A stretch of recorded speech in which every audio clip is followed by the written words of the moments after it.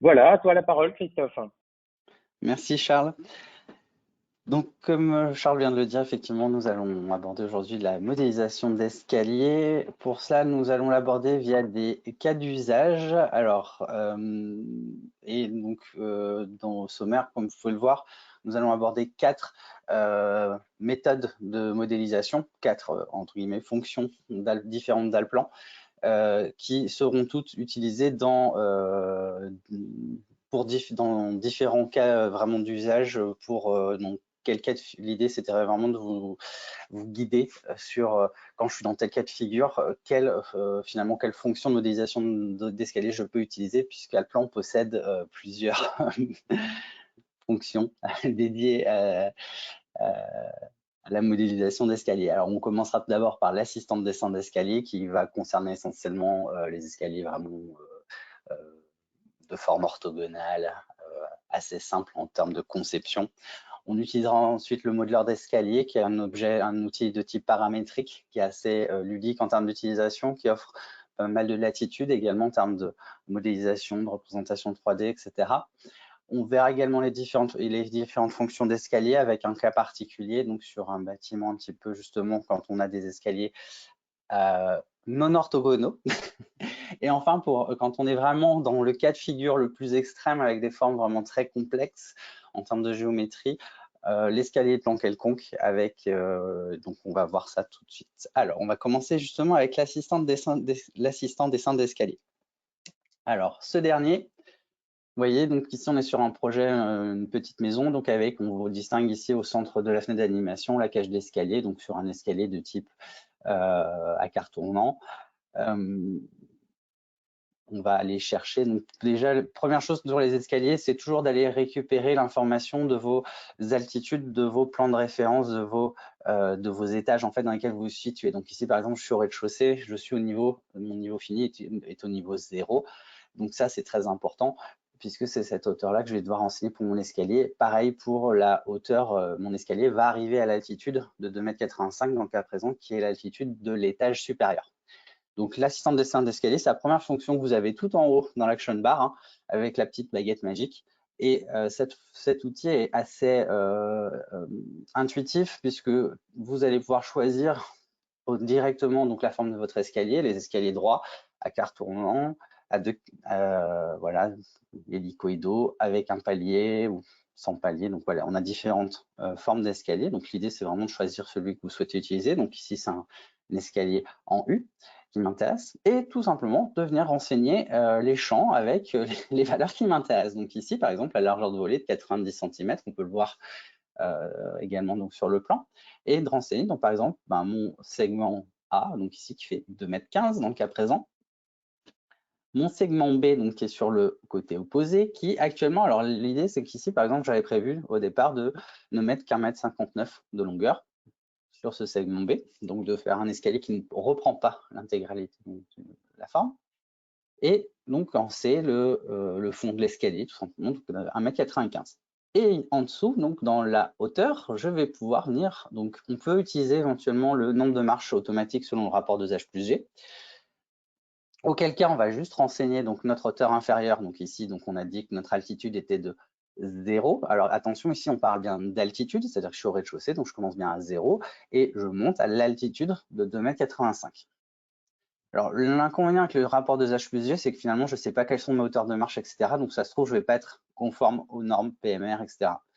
Ou incendie. Donc là, l'idée, c'est que moi, je préfère plutôt me mettre, par exemple, sur une valeur de départ en différence de hauteur. Ça me permet de définir un nombre de marches. Ça me donne la hauteur de marche et ça va me déduire le giron en conséquence. Donc ça, c'est plutôt intéressant. Et ensuite, donc, je vais pouvoir positionner mon escalier. Vous voyez que mon escalier est positionné, donc il est rangé dans le layer escalier, etc. On peut modifier également donc, tout ce qui est type de ligne, éléments visibles, etc. Les éléments qui sont censés être masqués, donc les éléments qui ne sont pas visible, on verra avec un petit peu après là pour la partie représentation graphique. Et donc là, pour le positionnement de mon escalier, vous voyez que pour l'instant, il n'est pas tourné comme je le souhaite. Ici, vous avez une petite fenêtre d'option de saisie avec des angles qui sont renseignés. Donc là, je vais utiliser un angle de 90 degrés. Et tout en bas, en fait, vous avez un truc qui s'appelle point d'insertion. Et quand vous passez la souris donc, sur cette icône, il vous indique que vous pouvez faire tourner en fait l'élément en appuyant sur CTRL étoile, par exemple, ce que je vais faire à l'instant. Et vous voyez que ça me permet de faire pivoter mon escalier pour pouvoir le positionner comme je le souhaite. Vous avez aussi la possibilité de choisir le point d'accrochage. Donc là, j'ai pris un point d'accrochage qui n'était pas bon, qui était au milieu, qui n'était pas très pertinent en l'occurrence. Voilà, là, je me suis loupé. Et ici, donc là, vous voyez, je vais prendre le point supérieur gauche et ça va venir me permettre de me positionner directement dans l'élément. Ici, j'ai automatiquement une petite annotation qui se met en place.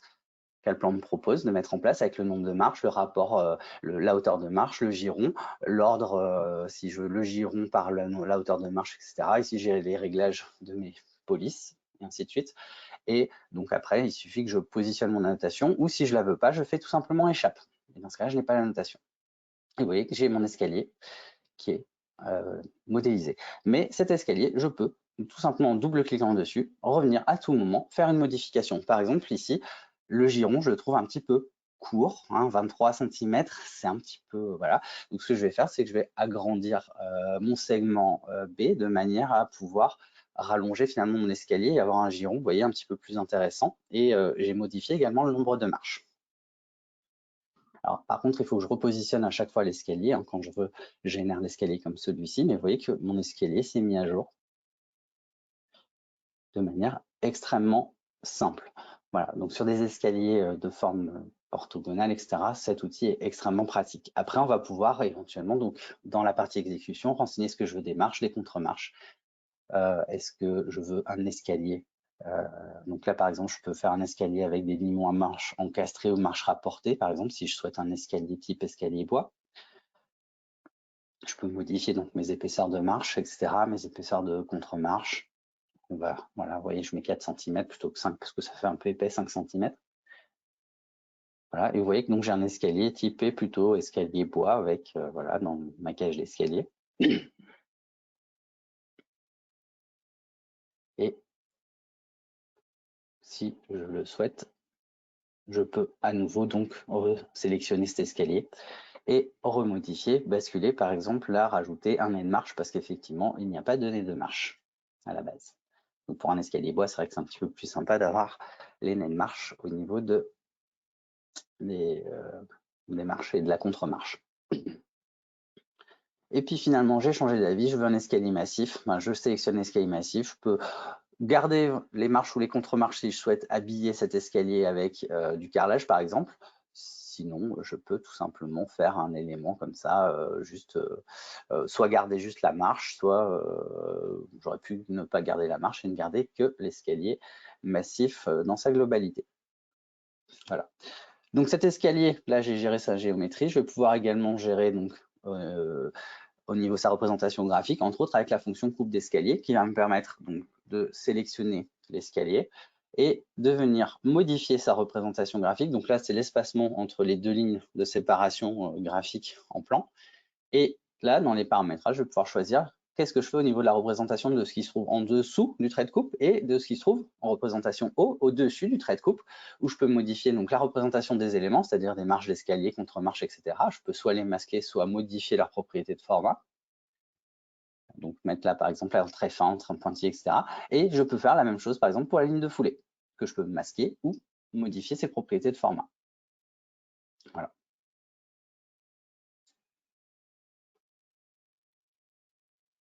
Vous voyez, j'ai changé la représentation graphique de mon escalier. Je peux revenir dessus.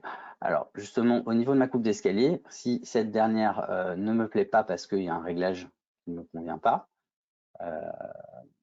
je vais pouvoir, alors là déjà, je peux remodifier à nouveau l'escalier. Là, par exemple, je veux un escalier massif. Je veux pas de, finalement, je veux pas mettre contre-marche parce que je trouve que c'est pas très joli. Puis en plan, ça marche pas très bien. Vous voyez, donc là, c'est plus en plan parce que je vois pas la contre-marche et ainsi de suite. Je vois vraiment que la ligne des marches. Par contre, là, il me manque la ligne de foulée en partie haute. Donc, ce que je fais, c'est que je ne restaure pas la coupe d'escalier dans les paramètres et je vais juste la refaire.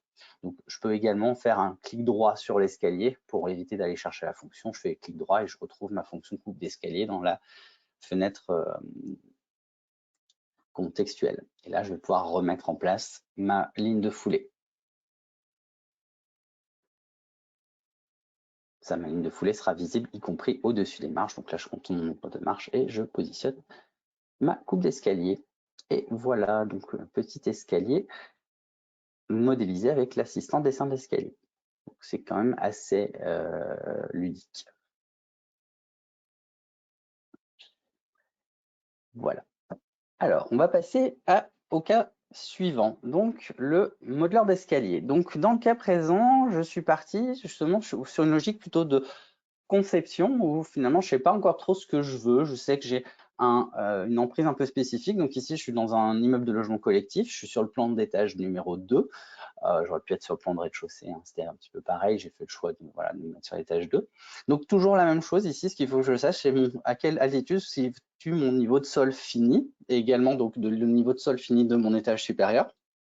Et je vais pouvoir prendre mon modeleur d'escalier, qui se trouve donc juste en dessous de l'assistant dessin d'escalier. Là, ici, je vais pouvoir choisir, pareil, les formes d'escalier. Donc ici, on a différentes formes d'escalier possibles. Donc là, je prends l'escalier, par exemple, de plan quelconque, que je peux faire avec palier de retournement ou sans palier de retournement. Et ici, je vais renseigner donc ma hauteur de départ. Donc, à savoir ici, c'était 8 mètres 0,75. Et ici, je vais renseigner, ici, donc c'est pas une altitude par contre, pour l'arrivée, c'est une différence de niveau. Là, si je suis pas sûr de mon coup, ce que je peux faire, comme toujours dans Alplan, je tape une formule, c'est-à-dire je donne l'altitude à laquelle je souhaite arriver, moins l'altitude de laquelle je pars, et ça me donne effectivement ma différence de niveau. Vous voyez qu'ici, donc, je peux gérer la largeur et on retrouve ici nos différentes valeurs, donc le nombre de marches, les marches, la hauteur de marche, le giron. Et là, ici, par contre, on définit un giron et vous voyez qu'il me fait mon calcul du, alors 2C plus V, c'est bien le 2H plus G hein, de la loi de Blondel. Mais donc, vous voyez, ça me permet tout de suite de vérifier si ça fonctionne ou ça ne fonctionne pas. Et maintenant, je vais pouvoir venir positionner directement, donc choisir, tracer mon escalier en suivant, puisque j'ai choisi de positionner sur la gauche du tracé. Et là, vous voyez que je viens tracer mon escalier de manière très simple. Là, je vais faire échappe. Et voilà, vous voyez que mon escalier s'est modélisé. Alors, sauf que cet escalier, comme il est comme ça, il ne me convient pas vraiment. Je trouve que ça ne fonctionne pas. Donc, je vais pouvoir modifier. Alors, on peut intervenir sur plein de choses. Donc, pour modifier l'escalier, soit la fonction modifier modeleur d'escalier, soit un double clic gauche sur l'objet. Hein. En général, je fais plutôt double clic gauche, ça va plus vite. Et vous voyez que j'accède à nouveau à ces réglages-là. Vous avez dans la partie du haut, donc vous avez axe qui vous permet de modifier les axes, et vous avez ici section qui vous reprend en fait finalement chaque section de l'escalier. Et quand vous venez cliquer sur les petits rectangles bleus, vous voyez que automatiquement, je suis passé d'un escalier à quart tournant à un escalier avec un palier de retournement. Donc ça, c'est quand même super sympa parce que ça me permet vraiment de tester en temps réel, de voir ce que ça donne. Et bah, si je valide, vous voyez que, ah bah tiens, oui, il est plutôt pas mal cet escalier. Alors je me rends compte qu'il y a un petit point qui ne me va pas. Il y a la marge d'arrivée, en l'occurrence, qui en fait n'existe pas puisque cette marche, elle est à la hauteur du plancher de l'étage fini, donc l'étage au-dessus. Donc je ne la voulais pas. Vous voyez, j'ai quelque chose d'un petit peu plus logique dans lequel donc la dalle va venir s'encastrer, enfin, va venir encastrer la dalle. Par contre, du coup, le positionnement de la marche ne me convient pas. Et là, du coup, avec distance, je vais pouvoir repositionner, vous voyez, mes marches d'escalier, les déplacer pour pouvoir faire finalement arriver mon escalier à l'endroit qui me convient en agrandissant légèrement le palier de retournement. C'est-à-dire que la première marche, elle ne part pas directement du palier, elle part un petit peu plus loin. Alors, sauf que là, j'ai fait une petite erreur, voilà. Donc, je vais pouvoir revenir sur les éléments.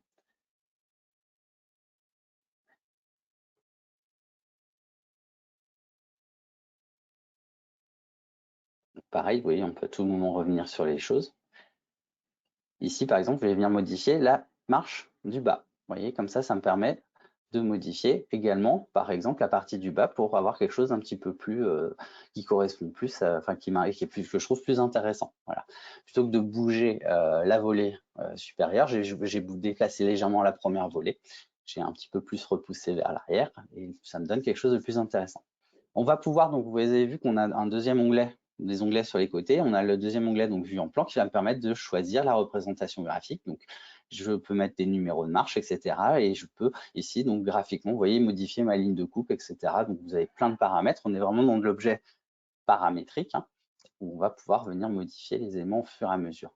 Pareil ici, donc là, dans éléments, c'est là que j'avais choisi au préalable, j'avais précédemment un escalier avec sous forme de paillasse, donc un escalier massif. Mais je peux ici, par exemple, choisir, non, je veux un escalier avec des marches et juste des limons latéraux. Donc, par exemple, un escalier, ce qu'on va voir tout de suite. Donc, quand on crée des éléments, on va les retrouver automatiquement dans les onglets en dessous et on va pouvoir gérer leur géométrie. On va pouvoir justement jouer sur les distances à gauche, à droite, les distances arrière. Idem là pour le limon. Pour les limons, plus ce qui est très intéressant, c'est qu'on va pouvoir même modifier la forme avec laquelle ils arrivent, leur point d'arrivée, leur point de connexion. Donc, c'est assez poussé, vous voyez, hein, sur les réglages, etc., horizontal, etc., la positionnement. Donc, vous voyez, je peux le déplacer. Là, je viens le mettre en butée sur la dalle puisqu'il arrive comme ça. Donc là, voilà, on peut faire différents réglages à ce niveau-là. Donc ça, c'est juste pour le point de départ. Et on a la même chose, en fait, pour les connexions intermédiaires. Donc, par exemple, ici, au niveau de l'arrivée, vous voyez que je peux modifier les réglages. Donc là, bon, ça ne change pas grand-chose parce que je suis en butée contre au niveau de mon palier, mais sinon j'aurais pu avoir des variantes. Et vous voyez que quand je valide, j'ai quelque chose d'assez intéressant visuellement. Voilà, un escalier plutôt pas mal. Voilà. Également, donc toujours donc l'avion de plan, donc là ici, donc les marches, etc. Donc je les active, puisque finalement, voilà, j'ai mis également une texture sur les marches, comme ça visuellement j'avais quelque chose d'un petit peu différent. J'aurais pu mettre une texture aussi dans les limons. Et ici, alors, petit point intéressant, c'est ce qu'on appelle le profil gabarit. C'est quoi ce profil gabarit? C'est tout simplement le volume qui va vous permettre de vérifier si votre escalier enfin, si votre coup de tête passe, tout simplement. Et comme il vous génère un volume 3D, bah, c'est extrêmement graphique puisqu'on va pouvoir tout de suite vérifier. Alors ça, c'est super intéressant quand on a des escaliers qui se superposent. Donc ça, c'est pour ça cet escalier, ce modeleur d'escalier est extrêmement intéressant pour toutes ces phases-là de conception. Et alors, dernier petit point, alors c'est une petite digression, puisque ça ne fait pas vraiment partie de l'escalier. Vous allez me dire, le garde-corps, bah oui, le garde-corps dans Allplan ne fait pas partie de l'escalier. On est bien sur un objet garde-corps. La petite subtilité de l'objet garde-corps pour l'escalier, c'est que le garde-corps, on va le dessiner dans une vue 3D, donc par exemple ici dans la vue, dans la projection parallèle, de façon à pouvoir sélectionner les points directement à leurs bonnes altitudes. Comme ça, on aura bien un garde-corps qui va suivre ici les limons de le limon de mon escalier. Voilà, donc ça, c'est une petite subtilité. Ça ne fait pas vraiment partie de l'escalier, mais je trouvais important quand même de le préciser parce que je sais que c'est souvent une question qui revient au niveau d'Allplan. Voilà, et donc vous voyez que j'ai bien un escalier qui est modélisé avec mon garde-corps qui est positionné. Voilà.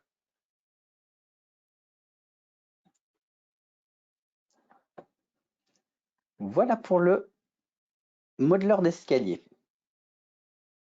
On va passer maintenant à la suite. Donc, les fonctions escalier. Alors, j'ai parlé des fonctions escalier. On va parler donc nous d'un seul exemple, mais vous avez plusieurs fonctions. C'est les fonctions qu'on trouvait dans les anciennes versions d'Allplan, si certains d'entre vous connaissent les vieilles versions d'Allplan. Donc, ces fonctions d'escalier, on les retrouve toujours donc, dans la partie escalier. Alors là, toujours la logique ici, c'est de savoir à quel étage on se trouve. Donc là, je suis au premier étage, donc qui va de 3,42 m à 6,48 m. Et ces fonctions escalier, c'est celle-ci, c'est escalier droit, escalier hélicoïdal, escalier semi-tournant, escalier à quartier tournant, etc. C'est les choses qu'on retrouvait tout simplement dans l'assistant d'escalier. L'assistant d'escalier, c'est ces fonctions-là en mode simplifié en termes d'interface. Voilà. Mais ça reste la même logique. La différence ici, c'est qu'on va tracer le pourtour de l'escalier. Et là, c'est super intéressant dans le cas de figure présent, c'est-à-dire dans un projet où je renseigne déjà ici ne serait-ce qu'un état des lieux. Donc, je suis sur un bâtiment dont on a fait un relevé. Et là, ce qui m'intéresse, c'est de modéliser un escalier qui n'est tout sauf orthogonal. Donc, une fois que j'ai fini de tracer le pourtour de mon escalier en partant d'une marche, en suivant le limon, donc extérieur, puis en retournant au niveau du palier supérieur et en redescendant le long du limon intérieur, je peux modifier donc ici le limon de référence pour la ligne de foulée. Puis, je vais pouvoir ici renseigner donc mes valeurs. Donc ici, on retrouve la hauteur inférieure de l'étage, la hauteur supérieure de l'étage, et on retrouve, vous voyez, exactement la même interface que dans l'assistant tout à l'heure. On va pouvoir mettre en place donc le nombre de marches, la hauteur de marche, etc. On aurait pu ici, du coup, si vous avez mesuré une hauteur de marche, ça peut être pas mal parce que ça vous permet comme ça de calculer automatiquement la hauteur à laquelle vous êtes censé arriver. Donc ça, c'est super pratique quand on fait justement sur des projets de rénovation. Souvent, les hauteurs d'étage, on peut les calculer par les hauteurs de marche. et le nombre de marches qu'on a. Voilà. Ensuite, alors pour la géométrie, ici, ce qu'il va falloir faire, c'est cliquer donc, sur la petite interface, donc sur la coche là pour les propriétés. On va pouvoir choisir la représentation 2D, mais surtout aussi la représentation 3D et choisir qu'est-ce qu'on veut voir. Donc là, ici, je veux des marches, des contre-marches, un alignement intérieur, un alignement extérieur. Et ces réglages, ces éléments-là, on va pouvoir les paramétrer en cliquant tout simplement sur le rectangle où sont écrits leurs noms quand on est dans l'onglet 3D des propriétés. Donc là, on peut gérer entièrement la géométrie. C'est exactement les mêmes paramétrages que tout à l'heure. Et là, vous voyez que j'ai un petit problème au niveau de la géométrie de mon escalier. Mon escalier ne se modélise pas. Pourquoi? Parce que j'ai un petit souci de géométrie, puisque les marches ici se croisent. Donc là, avec la fonction fixe et angle, je vais pouvoir modifier, faire pivoter, vous voyez, l'angle des marches de manière à corriger finalement la géométrie de l'escalier et pour que ce dernier puisse fonctionner. Alors, il y a encore un tout petit souci ici. Vous voyez que c'est les deux marches ici et en fait, la marche et le nez de marche se chevauchent. C'est pour ça que les marches n'apparaissaient plus. Donc ça, le plan, pour le coup, il est vachement sympa parce que si votre escalier ne fonctionne pas, il vous le fait savoir. Voilà. Et là, du coup, vous voyez que j'ai un escalier bois qui est modélisé, un escalier de l'ordre plutôt donc d'un bâtiment ancien où finalement rien n'est orthogonal. Voilà, donc pareil, je vais pouvoir positionner ma petite annotation. Donc là, ici, voilà, je peux gérer. Alors, on peut se créer ses propres styles d'annotation au besoin. Sinon, on peut utiliser l'annotation standard, la paramétrer. Donc là, le texte est un peu grand, je vais le réduire. Voilà. Et je vais pouvoir positionner cette annotation. De la même façon, on va retrouver notre fonction coupe d'escalier. Donc, en faisant un clic droit sur l'objet escalier. Et on va pouvoir choisir la représentation donc, de ce qui se passe au-dessus ou en dessous du trait de coupe. Voilà. Donc ici, dans représentation du bal, donc là, je veux rien masquer. Ce qui est en dessous, je veux le voir en dessous du trait de coupe. Et ce qui est au-dessus, par contre, je veux le voir en pointillé. Donc voilà, donc on a les bons réglages et on va pouvoir donc tracer. Donc au niveau en général, en moyenne, c'est autour de la 5e marche. Mais bon, ça voilà. Après, c'est pas une obligation, on peut le faire à la hauteur qui nous convient. Donc voilà. Donc ça, plutôt intéressant. Alors au niveau visuel, ici, ce qui se passe, c'est que j'aimerais les nez de marche, etc. en plan m'embête un petit peu. Donc ce que je peux faire éventuellement ici, dans ce réglage-là, c'est tous les éléments que je ne souhaite pas voir en vue en plan. Dans les paramètres, dans les propriétés de représentation 2D, c'est de les mettre tout simplement dans un de notre layer. De cette façon-là, je pourrais les masquer en vue en plan. Donc la partie qui m'intéresse, par exemple les marches, je les mets dans un layer escalier. Et les éléments contre-marche, etc., nez de marche que je ne veux pas voir en vue en plan, qui ne m'intéresse que pour la 3D, je les mets par exemple dans un layer éléments d'escalier que je pourrais désactiver en vue en plan et réactiver pour les vues 3D. Voilà. Donc là, comme ça, en plan, j'ai une représentation graphique qui va bien. Voilà. OK. Alors, toujours justement, cas de rénovation, l'escalier de plan quelconque.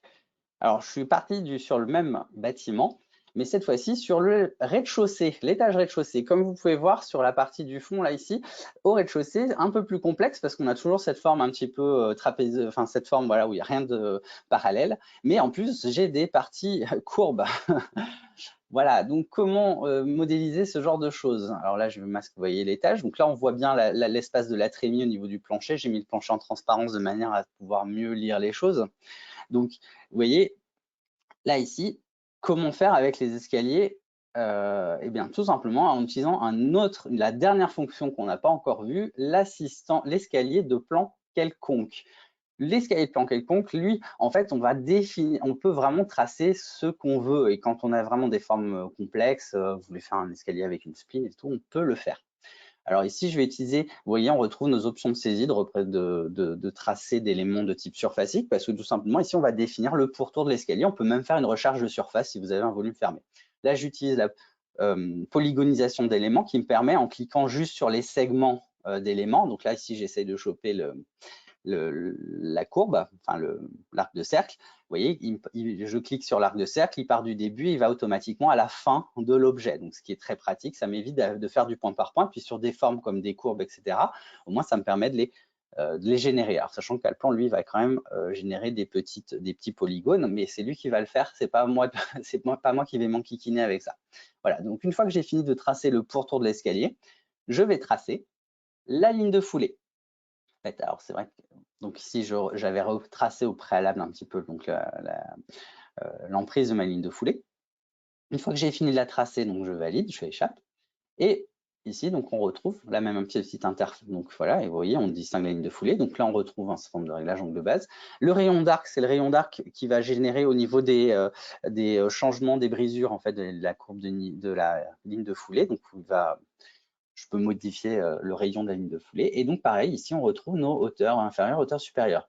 Donc ici, ma hauteur supérieure, ce sont simplement l'étage supérieur. Donc je sais qu'il est à 3,42 m. Et mon niveau 0. Alors, petite subtilité, c'est qu'ici, en fait, mon rez-de-chaussée est à 0, mais en fait, mon escalier, il commence à plus 15 cm parce qu'en fait, il y a un petit palier à l'intérieur du haut de l'entrée. Donc voilà, donc c'est pour ça que j'ai mis plus 15 cm donc pour la hauteur inférieure. Pareil, je vais pouvoir gérer mon nombre de marches, mes hauteurs de marche, etc. selon le rapport de H plus G. Enfin, en tout cas, avec une hauteur de marche cohérente en fonction de ce que j'ai pu voir. Donc là, par exemple, je vais me mettre sur 18 cm, 18 marches, puisque c'est ce que j'ai compté lors du relevé. Et puis, je valide. Oups, pardon. Pardon, excusez-moi. Mince. Alors, désolé. Fausse manip. Je suis navré. Voilà. Excusez-moi. Voilà. Donc, voilà. Donc, on était en train de gérer donc, les hauteurs de marche, le nombre de marches. Donc, ici, on était là.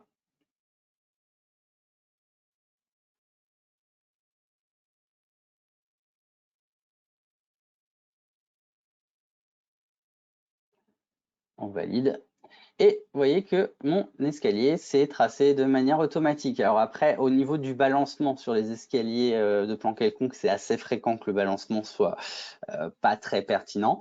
Alors là, on va réutiliser la fonction de tout à l'heure, à savoir la fonction fixer angle, qui va nous permettre de sélectionner au niveau de la ligne de foulée la marche au niveau de la ligne de foulée pour venir corriger en fait le balancement de la marche, sachant qu'il va impacter automatiquement les marches intermédiaires. Et vous voyez que ça me permet tout de suite de corriger donc le balancement et avoir un escalier beaucoup plus logique et beaucoup plus voilà, qui correspond plus à une réalité. De la même façon, dans les propriétés, on retrouve la même interface que dans l'escalier précédent. On va pouvoir choisir la modélisation. Donc ici, je vais désactiver les marches puisqu'il s'agit d'un escalier plein. Il s'agit d'un escalier massif en pierre. Donc je vais pouvoir choisir donc la géométrie. Voilà, donc de la paillasse centrale. Je vérifie juste que voilà, je n'ai pas de hauteur de marche. Ils sont déduites, ça c'est quand on fait des escaliers béton qui sont habillés de carrelage par exemple. Et puis je vais mettre par exemple ici une petite texture de façon à avoir un visuel un petit peu plus intéressant.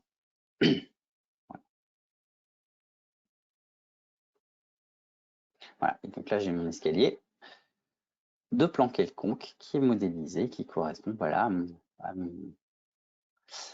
mon bâtiment, à mon existant. Du coup, j'en profite, puisque je suis dans le même bâtiment, hein, pour faire un petit visuel, hein, sachant que on va pouvoir, donc là pareil, je vais pouvoir positionner mon annotation ou pas, en l'occurrence si je la pose, et voilà, faire ma coupe d'escalier, pareil, donc là je reprends mes mêmes réglages que tout à l'heure, donc mes 5 marches, voilà, je positionne ma coupe d'escalier, voilà, et comme ça j'ai bien visuellement en plan mon escalier qui fonctionne. Si je réactive donc mon étage supérieur, vous voyez, on retrouve l'escalier bois de tout à l'heure. Ce que je vais faire, c'est que je vais réactiver les layers pour retrouver finalement voilà mon escalier bois. Et pour pouvoir voir un petit peu mieux, parce que là c'est un petit peu complexe pour tout voir, je vais réactiver juste.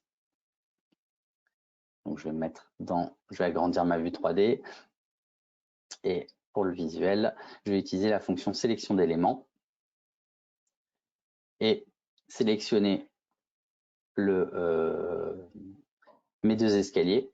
Alors par contre, oui, petite erreur. Donc là, ici, comme il n'y avait que le calque de rez-de-chaussée qui était actif, je n'ai sélectionné que ces éléments-là. Donc dans la palette objet, je vais me profiter de la palette objet pour réactiver les calques, le calque 33, qui est mon calque sur lequel se situe mon escalier, non pardon, le calque 100 sur lequel se trouve mon escalier de l'étage supérieur. Comme ça, je vais reprendre donc ma fonction sélection d'éléments et c'était sélectionner donc mes 2 escaliers dans ma vue en plan pour ne voir que ces 2 derniers dans ma 3D. Voilà. Et vous voyez qu'on a nos 2 escaliers de forme complexe qui sont modélisés en 3D. Donc après, on peut faire bien entendu des coupes, etc. Sur ces objets, il n'y a absolument aucun problème. Ils sont modélisés en 3D. Voilà. C'est tout pour moi. Voilà, c'était une petite présentation donc assez rapide sur ces différents éléments. Donc maintenant, je pense qu'on va passer aux questions. Merci Christophe, merci à tous. Effectivement, quatre méthodes différentes pour 4 exemples différents. On vous laisse quelques minutes pour poser vos questions. J'ai déjà un certain nombre de questions. Allez, Christophe, si tu es d'accord, on va commencer tout de suite avec les premières questions. Ça marche. Je vais essayer de t'indiquer les chapitres concernés puisque la première question est intervenue au tout début du chapitre 2.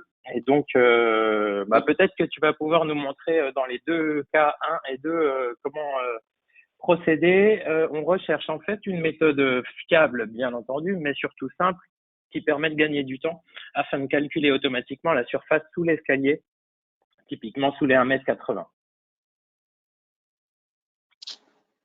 Très bonne question. Alors, malheureusement, j'ai pas de solution. Alors, j'ai des solutions, mais elles sont pas simples, pour être très honnête. Elles vont passer par de la modélisation 3D, la création de surfaces de référence, de manière à pouvoir générer éventuellement les pièces inférieures à 1,80 m. Alors, c'est pas extrêmement simple. Après, éventuellement, ce qui est un truc qui pourrait être si j'ai peut-être une astuce à savoir sur un. Je pense que j'ai une astuce. Alors c'est une astuce, c'est pas, mais au moins ça vous donne une indication. Savoir, puisque on veut donc savoir ce qui est limité à 1,80 m, pourquoi pas utiliser tout simplement la fonction, si je reprends celui-là, si je reprends ma fonction de coupe horizontale, c'est-à-dire si je fais une coupe horizontale en la calant à une altitude de 1 mètre, visuellement j'aurai l'information et ça me permettra de reporter par exemple, d'arrêter ma pièce à la hauteur adéquate. C'est-à-dire que si vous prenez la fonction, je pense que ça peut être une façon assez facile, assez graphique. Donc ici, je prends ma fonction générer une coupe et je prends une coupe horizontale avec ici comme hauteur d'altitude, en fait comme bord supérieur. Ici, je l'indique à 1,80 m. De cette façon, quand je génère ma coupe, et que je vais avoir, en fait, ici, vous voyez que j'ai l'indication. Alors, sauf que je vois pas ici, il faudrait que je visualise. 1,80 m. Mais ici, on pourrait avoir, du coup, format définir. Ici, il faut juste que je modifie dans mes réglages de volume 3D appliqué. Sauf que je ne le vois pas. Pourquoi je ne vois pas? C'est bizarre. Qu'est-ce que j'ai fait au niveau de ma coupe? C'est une coupe horizontale vue de dessus ou vue d'en bas? Qu'est-ce que j'ai fait? Hop. Mais sinon, effectivement, on n'a pas de. Si, moi, ça, si, c'est bon normalement. Ouais. En termes de hauteur, logiquement, je devrais être bon. Ouais. Ouais, bah si, c'est ça en fait. 1,80 m, ça tombe. Ouais, si, c'est ça, ça tombe ici. Ok. Donc, ce que je visualisais, c'était bien ça, en l'occurrence. Donc, si je génère ma coupe ici, si je génère la coupe à partir de la coupe 1, voilà, ici, mais 1,80 m, a priori, tombe bien ici. Donc là, ici, vous avez l'information graphique. On voit à quel endroit s'arrête votre escalier. Donc, vous pouvez, à partir de ça, refaire. L'idée, c'est de le superposer avec votre plan d'étage, la coupe qui est générée en la faisant sur un autre calque. Et comme ça, vous pourrez arrêter votre pièce, par exemple, à cette limite-là, expressément, par exemple. Ça peut être une solution. Je ne sais pas si j'ai été assez clair. Très bien, merci Christophe. N'hésitez pas à préciser si ce n'est pas le cas. Question suivante, cette fois qui est intervenue en plein dans le chapitre 4.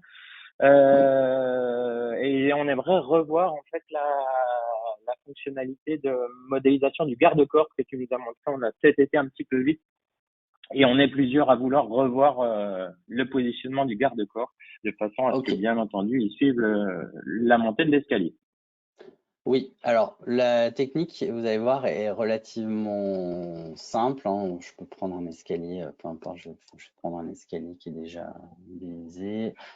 Hop, je vais faire ça sur un autre calque.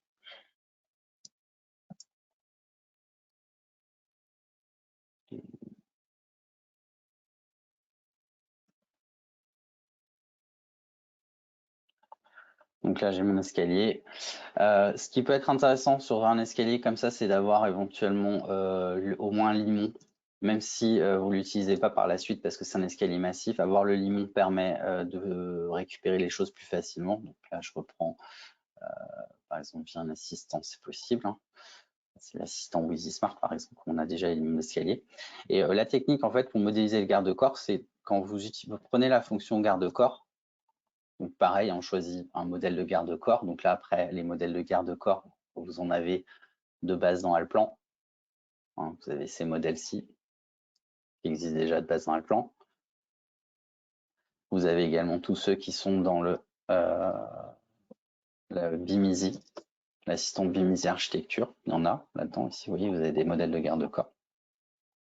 Par exemple, là, je suis sur un escalier bois. Tiens, je vais prendre un garde-corps en bois. Peut-être celui-ci là avec les barreaux verticaux. Voilà, je fais un double clic droit sur mon garde-corps.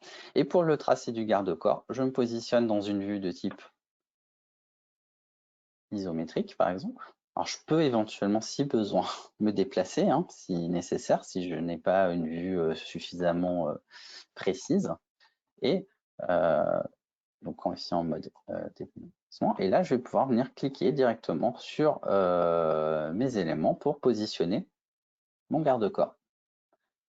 Donc là, c'est purement graphique, hein, on vient se positionner, on vient faire du point par point. Voilà. Mais ça marche bien. Et globalement, voilà. Vous voyez que j'ai bien mon résultat avec mon garde-corps qui suit mon escalier.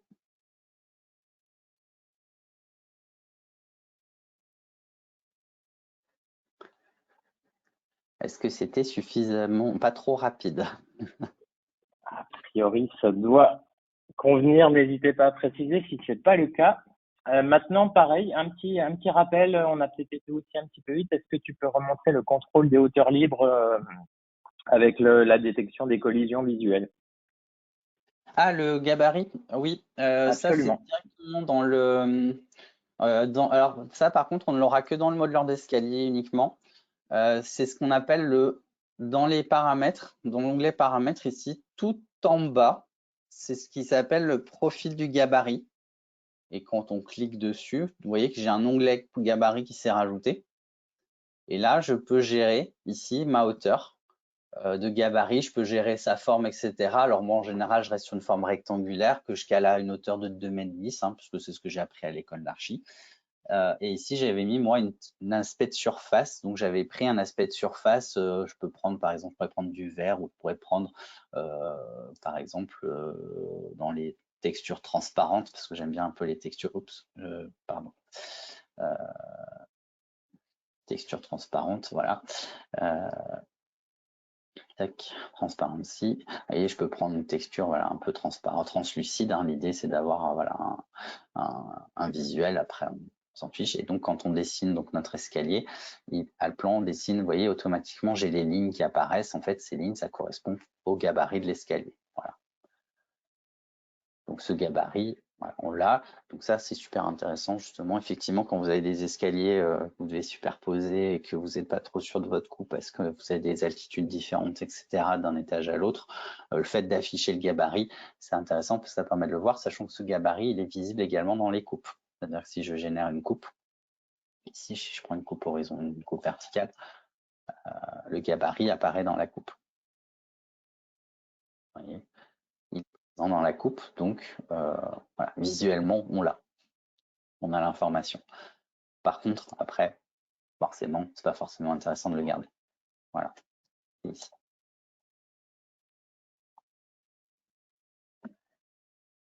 Très bien, Voilà. merci Christophe. Autre question, je vais essayer d'en rassembler deux parce qu'il me semble que c'est plus ou moins la même question. Vous êtes beaucoup à poser de questions, merci beaucoup d'ailleurs.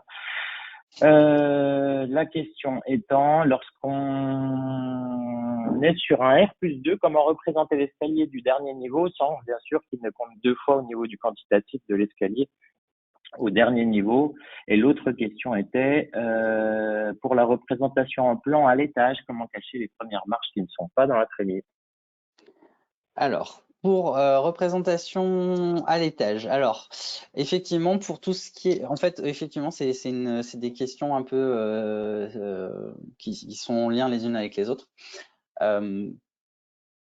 Ce qui va se passer pour les étages, par exemple ici, donc j'ai mon plan d'état des lieux où j'ai, pardon, oups, tiens, pourquoi c'est tourné? Où j'ai mon escalier, hop. Effectivement, donc là j'ai mon escalier qui est au rez-de-chaussée. Cet escalier au rez-de-chaussée, il a une représentation en plan avec des pointillés, etc. Sauf que cet escalier donc du rez-de-chaussée, il va falloir que je le voie également au R+1. C'est-à-dire qu'au R+1, ici, pour l'instant, j'ai cet escalier-là, sauf que en vrai, je devrais avoir ceci. Sauf que ça, on est d'accord, je suis pas censé voir ça. Je suis censé voir beaucoup moins de choses. Donc là, pour pouvoir masquer cette partie-là, alors ce que je vais faire, c'est que je vais modifier, déjà ici au niveau de mes layers, je vais virer donc les éléments d'escalier 1 et 2 là, qui vont me permettre visuellement d'avoir ça. Par contre ici, ça m'arrange pas parce que cet escalier, il n'était pas dans le bon layer. Voilà. Donc ce que je vais faire, c'est que cet escalier-ci, je l'ai copié, comme je l'ai copié au même étage. Comme il est défini en altitude, il est aux mêmes hauteurs. Donc là, déjà, il n'y a pas de souci. En 3D, si je dois faire une coupe, il sera bien superposé avec l'autre. Par contre, effectivement, au niveau du quantitatif, du fait qu'il existe, potentiellement, il peut être comptabilisé deux fois. Alors là, j'ai qu'une seule solution, c'est de le mettre éventuellement sur un calque à part pour pouvoir le dissocier et ne pas le comptabiliser. Et au niveau de la représentation en plan, par contre, effectivement, ici, il faut que je fasse quelque chose. Donc, ce que je vais faire, c'est que je vais modifier ma représentation graphique. Ici, sur l'escalier qui monte à l'étage, je vais venir, donc je vais juste dans les paramétrages et lorsque je ne modifie rien, mais lorsque je valide en faisant échappe, il me demande si je veux restaurer la coupe d'escalier. Je vais lui dire non. Comme ça, je vais pouvoir refaire ma coupe d'escalier. D'ailleurs, il n'a pas restaurer la coupe d'escalier. Ah oui, c'est ça qui, oui, parce que j'ai fait non en fait. Non, c'est que c'est coché qu'il fallait que je fasse. Ce qui va me permettre ici déjà de refaire une coupe d'escalier dans laquelle je vais cette fois-ci donc masquer ce qui va se passer au-dessus. Comme ça, je vais masquer les marches qui sont au-dessus. Donc 1, 2, 3, 4, 5, voilà, à peu près par là.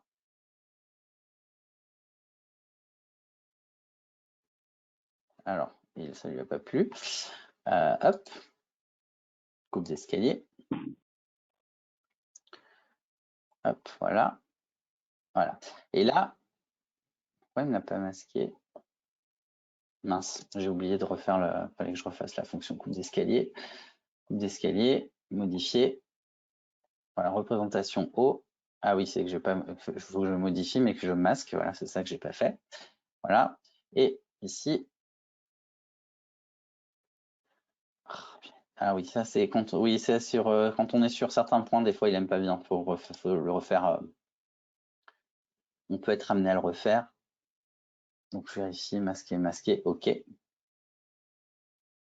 Voilà, donc là j'ai masqué la représentation graphique de l'escalier qui monte et pour l'escalier qui descend, même chose finalement, l'escalier de l'étage en dessous, je ne vais pas restaurer la coupe d'escalier. Et cette fois-ci, par contre, je vais faire l'inverse, c'est-à-dire que je vais recréer une coupe d'escalier. Mais cette fois-ci,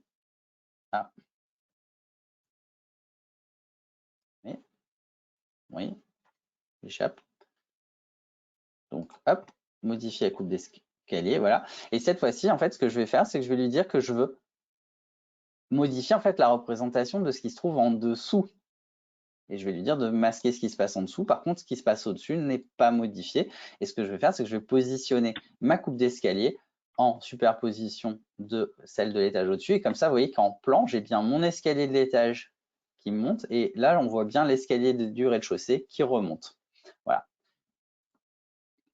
Donc, en termes de représentation. Donc, ça, c'est avec les escaliers standards. Avec l'escalier modeleur d'escalier, c'est un petit peu différent parce qu'avec l'outil modeleur d'escalier, il y a un truc qui est assez intéressant. C'est que on peut, bon là j'ai fait n'importe quoi. Alors pour la coupe, pour la représentation, on peut positionner la coupe. Pareil, on peut choisir donc au niveau de la vue en plan le positionnement de notre ligne de coupe. Et pareil, cette dernière peut être avec inclinée ou pas. S'il n'y a pas d'inclinaison, vous voyez qu'elle est droite.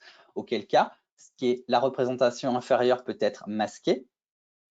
Et la représentation supérieure, du coup, au lieu d'être sous forme de traits pointillés, pourrait être sous forme de traits pleins en noir, etc. Enfin voilà, on peut modifier la représentation graphique. Et ce qui est intéressant, c'est que pareil, on peut copier les deux plans sur les deux niveaux. Et par contre, l'un des deux, celui de l'étage, par exemple, au-dessus, sera uniquement en représentation 2D et pas en représentation 3D. On peut masquer en fait une représentation. On peut ne garder, par exemple, que la 2D ou inversement que la 3D. Alors la 3D, c'est pas forcément très pertinent, mais que la toute seule. Mais voilà, on peut le faire. Donc du coup, pour l'escalier, le modeleur d'escalier, on n'a pas là du coup on a zéro problème de modélisation puisque potentiellement ce qu'on fait c'est qu'on copie l'escalier qu'on veut à l'étage et on le désactive la 3D et au niveau quantitatif du coup il n'existera pas puisqu'il n'est plus représenté, il n'est plus en 3D donc au niveau des métriques on le retrouvera pas. Voilà. Pardon. C'est bon pour vous? Très bien, merci Christophe. Merci, on m'indique d'ailleurs, merci beaucoup, on va gagner du temps. Donc c'était tout l'objectif. J'en profite que tu es sur un beau projet de rénovation avec un grand classique de la rénovation. Comment créer sur cet escalier, par exemple, la première marche arrondie? Eh bien, dans ce cas-là, en fait, je vais passer par l'escalier de plan quelconque. J'ai pas bien le choix. Et ma marche arrondie, il faudra qu'elle soit tracée. C'est-à-dire que si par exemple je pars sur une logique même un escalier droit avec une marche arrondie, là, j'ai pas 36 solutions. En fait, je vais la tracer. Puisque quand vous faites votre donc, il faut bien vérifier la dimension de votre marche, etc. En plus, il y a quand même il y a un peu des limites et ainsi de suite. Potentiellement, par exemple, hop, vous voyez, comme j'ai fait ici une recharge de surface, si je fais une recharge de surface avec l'escalier de plan quelconque, puisque je peux utiliser la fonction recharge de surface, je vais pouvoir lui dire, voilà, ça c'est mon escalier. Et là, après, je vais lui dire, ma ligne de foulée, elle va elle vient de là, oups, voilà, elle va de là à, pareil, à là. Échappe, voilà, et après pareil je monte et ici en fait alors ce qui va se passer ici en plus alors j'ai pas calculé mon truc c'est pour ça que ça marche pas très bien mais là ici éventuellement ce qu'on peut faire c'est modifier, on peut positionner, on peut déplacer au besoin également la marche, le nez de marche pour que cette dernière tombe pile poil. Alors, du coup j'ai pas cliqué au bon endroit, ah mince il faut que je sois dans l'alignement, pardon. Ouf, voilà. Vous voyez, du coup, je peux je peux modifier en fait le déplacement des marches. Alors, sauf que là, après, j'ai un petit souci, c'est que ma marche ici, elle n'est pas très logique. Voilà. Donc là, il aurait fallu que je compte ma dimension de limon, mais voilà, on peut faire la première marche. Par contre, si c'est une marche qui doit faire vraiment un volute, etc., personnellement, je passerai par du modeleur 3D, c'est-à-dire j'utiliserai un peu de modélisation 3D pour venir compléter la marche.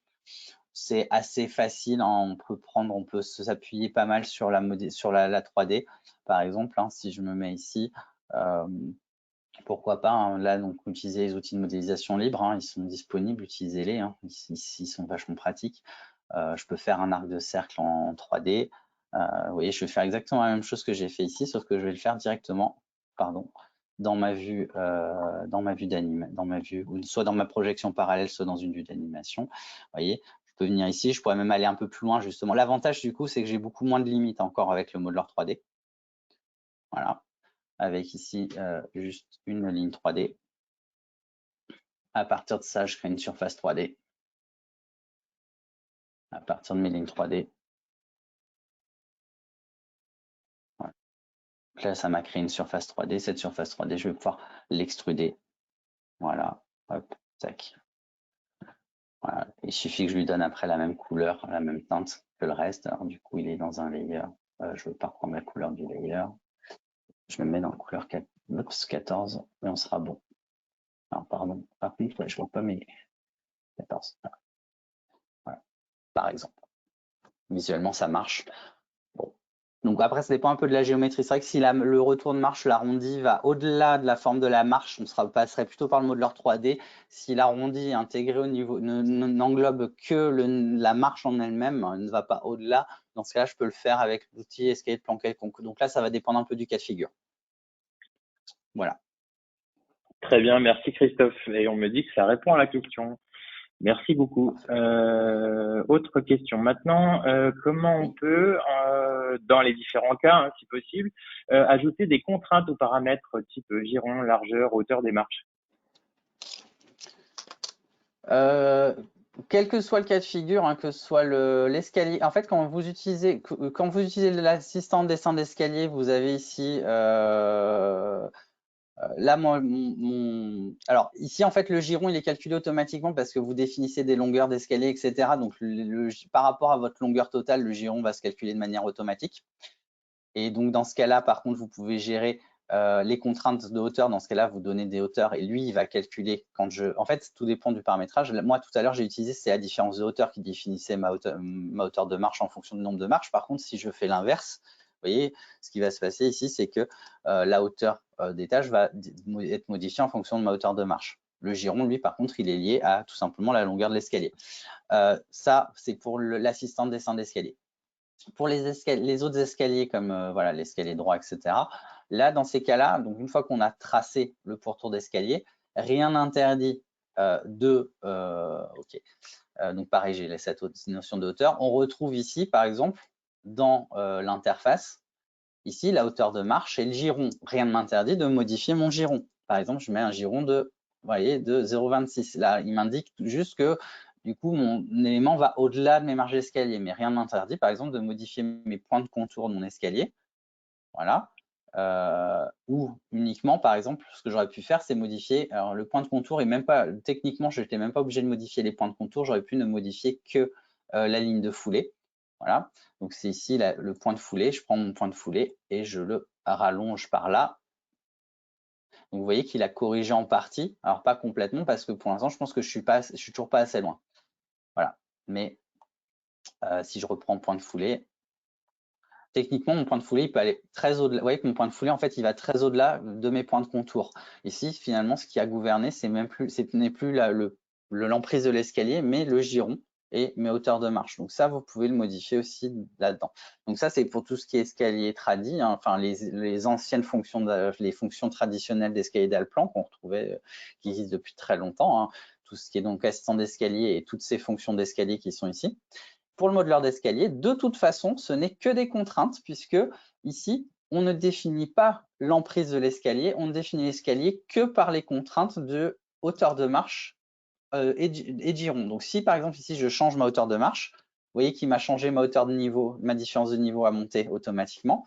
Et ici, c'est le giron, on ne définit pas la longueur globale de l'escalier, c'est bien le giron qui le définit. Voilà. Et vous voyez, quelle que soit la longueur moi que j'ai tracée, lui, il va jusque là où il est censé aller en termes de représentation. Voilà. Ça répond à vos questions? A priori, oui, merci Christophe. Autre question maintenant, est-ce que tu peux nous modéliser un escalier hélicoïdal en plan carré? Oui. Je l'attendais, celle-là. Pour tout vous dire. Parce que je savais que je ne l'avais pas fait, donc je savais qu'elle allait arriver. En fait, de manière assez par exemple, ici, en fait, j'ai ma forme hélicoïde, mon plan carré, en fait, avec mon quart, etc., qui est déjà tracé avec ici ma pile. Donc, alors, j'aurais pu utiliser, vous pourriez utiliser directement ici, par exemple, l'escalier à 3/4 tournant, ça fonctionne. La petite limite, par contre, c'est que votre partie centrale sera rectangulaire, ce qui est moyen. Après, sinon, je vais utiliser tout simplement, je peux utiliser l'escalier plan quelconque, ça marche aussi. Mais là, ce qui est intéressant, c'est que j'ai déjà ma surface qui est remplie. Donc, je vais faire une recharge de surface, je clique dedans, point non admissible. Alors, ça, c'est qu'il y a un truc qui est mal fermé, je suppose. Comment cela se fait-il? Ou alors, j'ai choisi un truc qui n'allait pas. Hop, on va refaire. Recharge de surface. Voilà.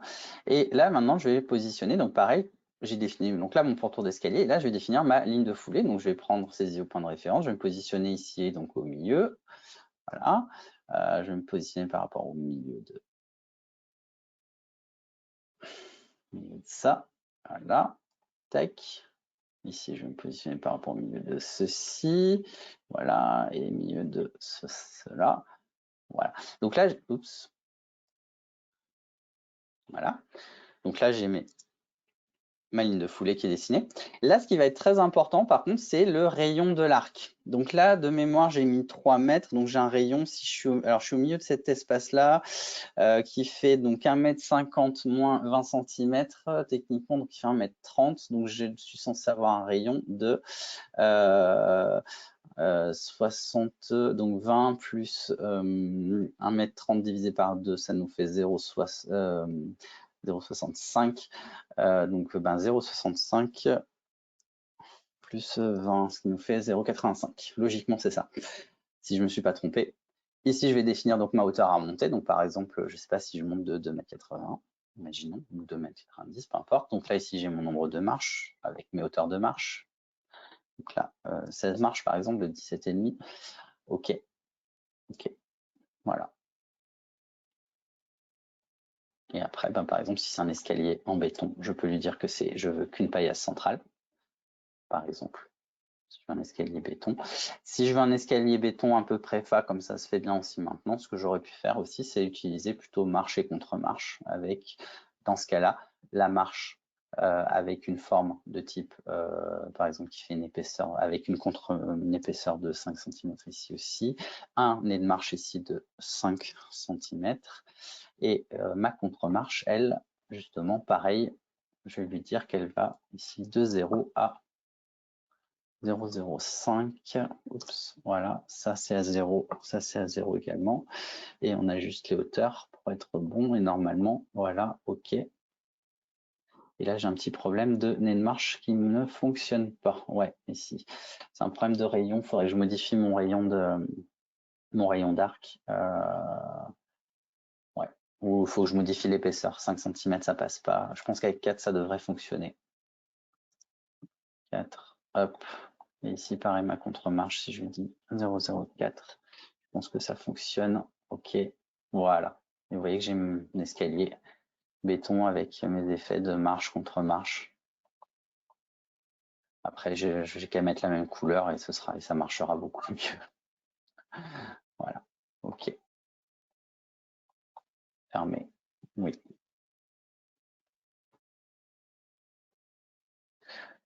Voilà. Très bien, merci Christophe. Question subsidiaire qui n'avait rien à voir avec cette question, mais écoute, tu as un escalier sous les yeux, autant s'en servir. Comment maintenant avoir des hauteurs de marche différentes? On peut pas. Non, l'outil escalier d'Alplan ne fait que des hauteurs de marche identiques. Donc, si on a des hauteurs de marche, il sait faire des girons différents, éventuellement. On peut modifier un giron. Par contre, une hauteur de marche différente, si j'ai une hauteur de marche différente, Alplan ne saura pas le faire. Dans ce cas-là, il faudra faire plusieurs éléments d'escalier. Si vous n'avez pas une seule marche de même hauteur, j'ai envie de dire, là, malheureusement, personnellement, je passerai par du modeleur 3D ou l'outil DAL ou pour modéliser avec les bonnes hauteurs si vraiment on est sur du très, il y a rien de, s'il n'y a rien d'homogène, voilà, on a atteint l'outil DAL plan, lui, ne sait faire que des marches qui auront la même hauteur, quel que soit l'outil utilisé. Très bien, merci Christophe, c'est très clair. Justement, on a vu qu'on passait régulièrement entre les différentes fonctionnalités et les différents modules de Leblanc. Question développement maintenant. Est-ce qu'il est prévu dans l'avenir de regrouper, de ramener ces fonctionnalités du modeleur vers les fonctions simples de création d'escalier, type annotation automatique, jonction de limon. Voilà. Est-ce qu'il y a une harmonisation de ces fonctions-là qui est prévue dans l'avenir? Aucune idée. Là-dessus, je n'ai pas d'informations, donc je ne saurais vraiment pas vous répondre. Très bien, on aura essayé. Merci Christophe. Autre question développement maintenant. Je pense que Charles peut vous confirmer, on n'a pas le dev ne nous tient pas informés de tous les développements, loin de là. Alors on va en essayer une autre quand même. Au niveau des textures, est-ce qu'il est prévu des textures de marche qui tournent avec les nez de marche? Alors sur normalement de mémoire, je ne vais pas vous dire de bêtises, mais il me semble que ça fonctionne maintenant. Par exemple, si je prends bureau, interdiction de non, je vais aller dans le sommaire. Je vais prendre chaîne portrait. Hop, ok. Non, il tourne pas. C'est pas sur celui-ci. Sur le modeleur d'escalier, il me semble bien qu'il tourne. Je ne veux pas vous dire de bêtises, mais il me semble bien que le modeleur d'escalier, les marches, si je viens prendre justement chaîne point sur, ok, et que je dessine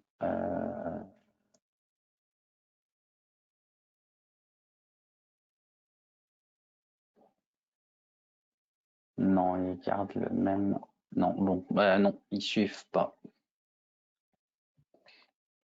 Il me semblait, j'avais un doute, mais non. Donc on va noter pour le développement qu'on veut ça. Justement, c'est une autre requête pour le développement. C'est aussi le lieu, hein, pourquoi pas.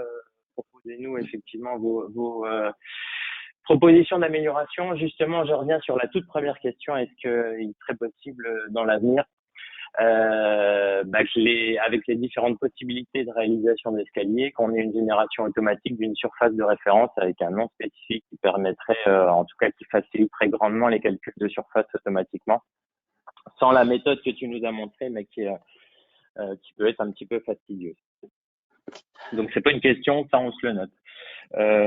Autre série de questions. Oui, ça serait vachement intéressant. Je suis d'accord sur le principe. Mais bon. Eh ben, on n'est pas tout seul à le vouloir. Autre question maintenant, c'est plutôt une série de questions sur les bibliothèques, puisque tu nous as beaucoup intéressé avec les différents garde-corps qu'on a vus. Est-ce qu'on a une possibilité, première question, de modifier ces garde-corps, personnaliser ces garde-corps? Et deuxième question, est-ce qu'il y a des bibliothèques à disposition? On me parle notamment de Bimisi. Oui, alors de base dans le plan, les garde-corps, quand vous allez dans les propriétés, ouvrir les favoris, pardon, vous avez de base ces modèles de garde-corps. Ces modèles de garde-corps que vous pouvez tout à fait modifier. Une fois que vous l'avez chargé, vous allez dans les propriétés. Et là, vous avez accès à tous les réglages du garde-corps. Vous pouvez en faire ce que vous voulez. Vous modifiez les choses comme vous voulez, modifiez les hauteurs, vous modifiez les formes, vous faites ce qui vous chante. Vous voyez, je suis passé sur une liste rectangulaire avec une largeur, par exemple, de 10 cm. Vous voyez, j'ai changé le réglage, etc. Et après, j'ai juste à l'utiliser et éventuellement, moi, je peux la réenregistrer en favori. Là, c'est le point numéro 1. Donc ça, de base, c'est dans Alplan, vous installez Alplan, vous l'avez nécessairement. Voilà, et après, il n'y a plus qu'à tracer. Par exemple, ici. Voilà. Je n'ai pas chopé le bon point, je pense, mais c'est pas grave. Hop. Là, j'ai mon garde-corps. Il n'est pas bien positionné, mais c'est pas grave. Et donc, vous voyez, j'ai bien ma liste rectangulaire que j'ai définie. De la même façon, tout ce qui est assistant Bimisi Architecture, celui-là, normalement, c'est pareil. Sur les dernières, c'est depuis Alplan 2000, je ne veux pas dire de bêtises, je crois que c'est depuis Alplan 2021, je crois, ou 2022 qu'on a l'assistant Bimisi. Je ne me souviens plus si c'est l'un ou l'autre. Donc ça, Bimisi Architecture, normalement, si vous êtes sur les dernières versions d'Alplan, 2022, c'est sûr que vous l'avez. 2021, il me semble que c'est dedans, mais je ne vous le garantis pas, j'ai un petit doute. Et Bimisi, donc l'assistant Bimisi Architecture, donc on va le chercher dans les assistants, et c'est l'onglet 01-04 main courante garde-corps. Voilà. Et vous avez des mains courantes et des garde-corps. Donc pour les utiliser, vous faites juste un double clic droit dessus. vous avez et dans les propriétés, vous avez accès, vous voyez, au réglage du garde-corps. Et s'il y a des choses que vous souhaitez modifier, ben, il vous suffit de les modifier dans le réglage du garde-corps. Voilà. Merci Christophe, c'est très clair. N'hésitez pas à préciser, mais a priori, c'est clair. Petite question technique maintenant. Il me reste une question, n'hésitez pas hein, si vous en avez d'autres. Comment raccorder des murs aux sous-faces des escaliers? Alors, avec les escaliers, comme par exemple les escaliers traditionnels, alors ça marchera pas avec le modeleur, mais par contre avec les escaliers traditionnels ça fonctionne. Si par exemple je prends un escalier droit, un escalier massif, il y a une fonction quand vous dessinez un mur, en fait, c'est au niveau du mur que va falloir faire le raccord. Dans les propriétés du mur, vous pouvez, pourquoi je suis sur un mur courbe, pardon, voilà, ici. Dans les réglages en fait du mur, ici dans les hauteurs, vous pouvez ici reprendre le bord inférieur ou le bord supérieur d'un élément de construction. Donc en l'occurrence, l'escalier ici, c'est un élément de construction et je peux venir reprendre, vous voyez, un élément, donc ici un des éléments du limon, ok. Et là, je vais pouvoir sélectionner, tracer mon mur sous l'escalier. Et vous voyez que ma cloison a suivi. Alors, elle n'a pas suivi plaqué parce que pour une simple bonne raison, c'est que j'avais dû laisser dans les réglages de hauteur ici une distance. Non, j'avais pas laissé de distance. Donc, je sais pas pourquoi il me l'a pas collé contre. C'est étrange.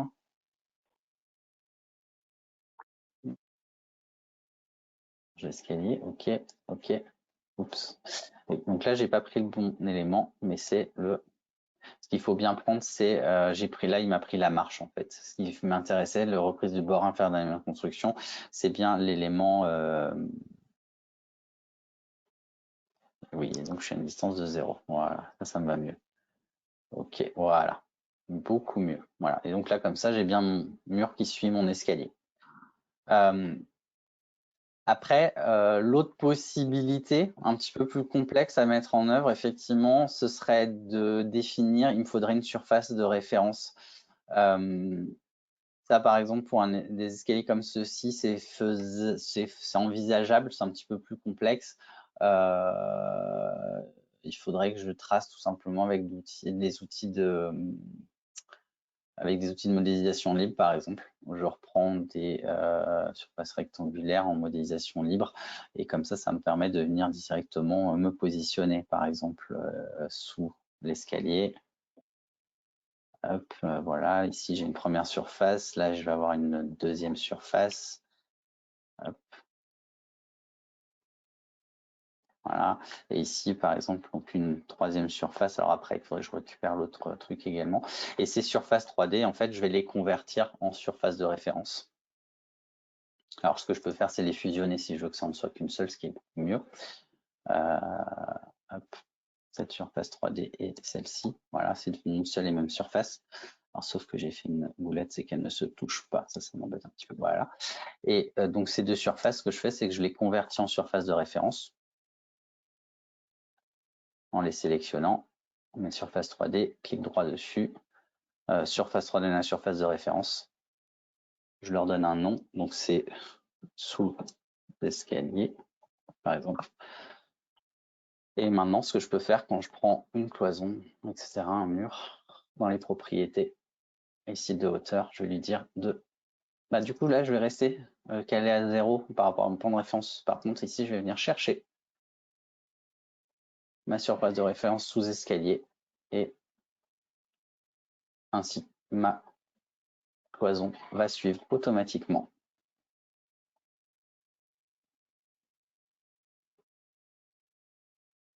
Sauf que, alors, elle ne l'a pas suivi entièrement parce qu'elle n'est pas dedans. Il faut être super rigoureux sur sur la modélisation. Oui, voilà, vous voyez la surface 3D. Oui, là, il y a un petit schmilblick là que j'ai mal géré. Voilà. Mais on est ici, on est bon. Par contre, ici, je suis pas bon, je suis pas dedans, je suis pas dans la surface. Donc, c'est pour ça que ça ne marche pas.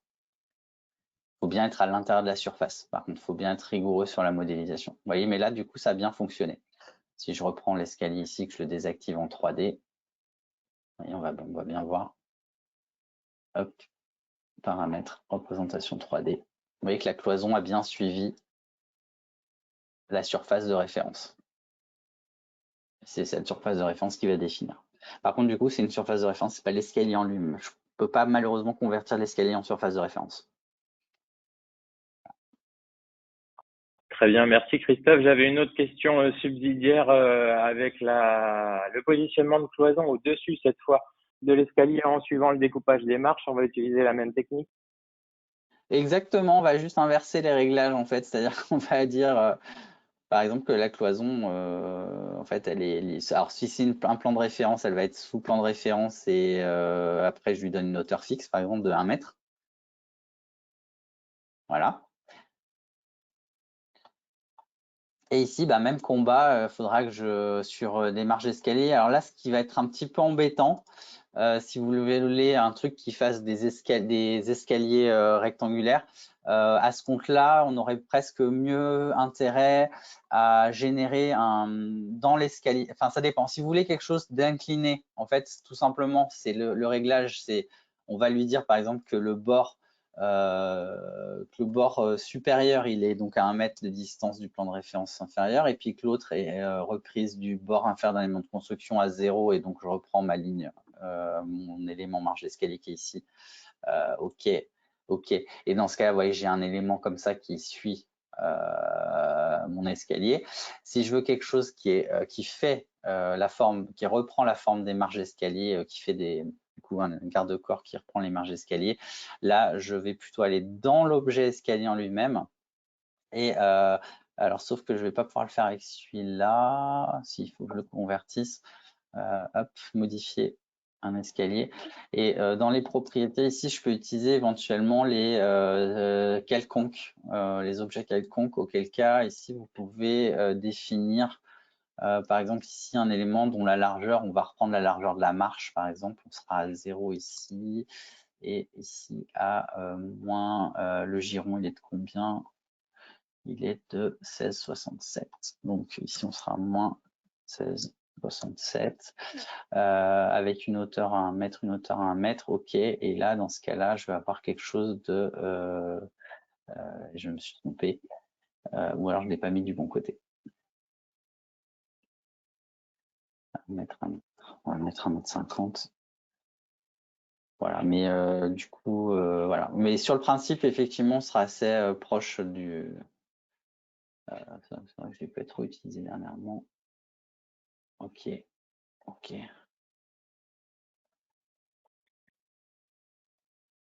Oui. Non. Faudrait que je regarde comment. Parce que normalement, on peut faire un élément qui reprendrait la forme, qui potentiellement pourrait reprendre la forme de la marche, mais j'avoue que comme ça, j'ai pas réfléchi à comment le faire. Sinon, parce que le problème du mur, c'est qu'il faudra refaire un mur pour chaque marche d'escalier, ce qui peut être un tout petit peu fastidieux. Voilà. En effet, merci. On aura presque réussi à coller Christophe. Merci à vous. On ajoute un +1 à la demande de développement de regrouper toutes les fonctionnalités en un seul élément escalier. Donc, merci à vous pour ça. J'ai récupéré un souhait de thématique qui serait de ferrailler ces beaux escaliers qu'on a vus. Donc, pourquoi pas un prochain webinaire engineering cette fois, mais toujours sur des escaliers en béton armé. Et allez, une dernière. Dans le positionnement du garde-corps, je reviens sur le garde-corps, on a vu comment utiliser l'axe au milieu du garde-corps. Est-ce qu'il est possible d'avoir un axe traceur du garde-corps, mais plutôt sur le côté pour positionner En fait, le garde-corps plus ça dépend. facilement? Oui, parce qu'en fait, le garde-corps, là, c'est juste que je l'ai fait très très vite et pas très bien, mais sur le principe, le garde-corps, c'est le cas.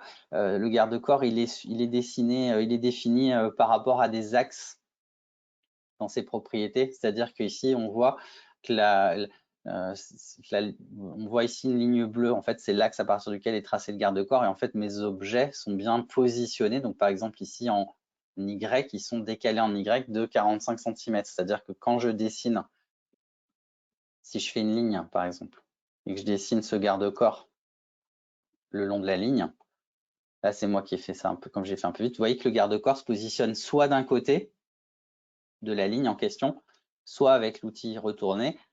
il se dessine de l'autre côté, exactement comme les murs, ça marche pareil. Et donc le garde-corps, il se dessine. Là, c'est juste que comme j'ai dessiné, je suis allé un peu vite et du coup, j'ai pas forcément accroché les bons points. Mais on peut accrocher. Si le garde-corps est conçu à l'axe, on peut choper l'axe, mais sinon, on peut s'aligner par rapport à une extrémité, ce qui est le cas quand même le plus fréquent. Voilà. Très bien, merci Christophe.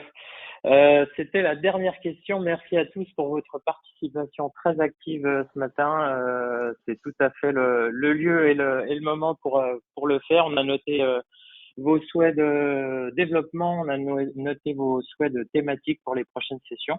Je vous rappelle que la prochaine session aura lieu le 16 février et aura pour sujet créer un schéma PID digital, zéro papier, avec notamment l'outil Bluebeam.